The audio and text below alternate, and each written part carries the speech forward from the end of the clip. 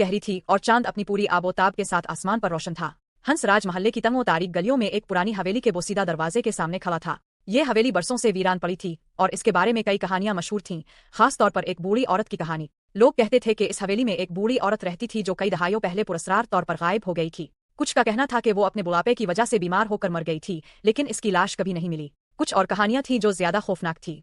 एक मशहूर कहानी ये थी कि वो औरत एक ताकतवर जादूगरनी थी जो आज भी इस हवेली में भटकती है। हंसराज हमेशा से उन कहानियों पर यकीन नहीं करता था, लेकिन आज रात इसे हवेली के दरवाजे से एक मध्यम रोशनी और हल्की सी सरगोशी सुनाई दी। हवेली के अंदर हंसराज का दिल तेजी से धड़क रहा था, लेकिन इसका तजस्सुस इसे अंदर खींच रहा था। इसने आहिस्ता से दरवाजा खोला और अंदर दाखिल हुआ।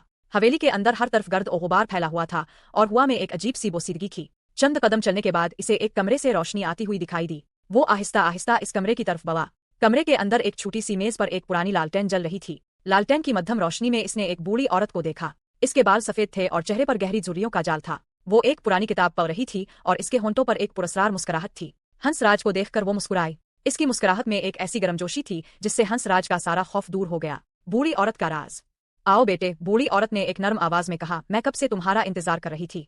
हंसराज हैरान रह गया। अब कौन है? इसने पूछा। मैं वही बूढ़ी औरत हूँ जिसके बारे में कहानियां मशहूर हैं, इसने जवाब दिया। मैंने कभी ये हवेली नहीं छोड़ी।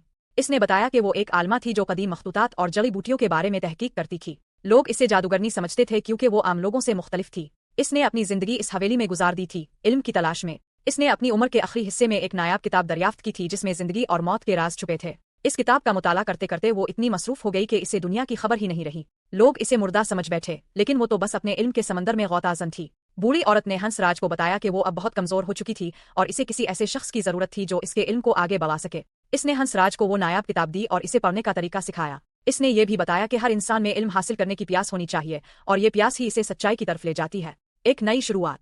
हंसराज ने बूढ़ी औरत से कई दिन तक इल्म हासिल किया। इसने इसे बताया कि दुनिया में हर चीज के पीछे एक मंतिक होती है और अक्सर जो चीजें पुरस्कार लगती हैं वो महज हमारी कम इल्मी की वजह से होती है। चंद दिन बाद एक सुबह जब हंसराज उठा तो इसने देखा कि बूढ़ी औरत गायब थी। इसकी लाश नहीं थी, सिर्फ वो नायाब किताब और इसकी नसीहतें थी। हंसराज अब एक नया इंसान था। इसने बूढ़ी औरत के इल्म को अपनी जिंदगी का हिस्सा बना लिया। इसने हवेली को साफ किया और इसे एक लाइब्रेरी में तब्दील कर दिया। हंसराज महल्ले में मशहूर हो गया, लेकिन अब इसे लोग खौफ की बजाय इल्म की अलामत के तौर पर देखते थे।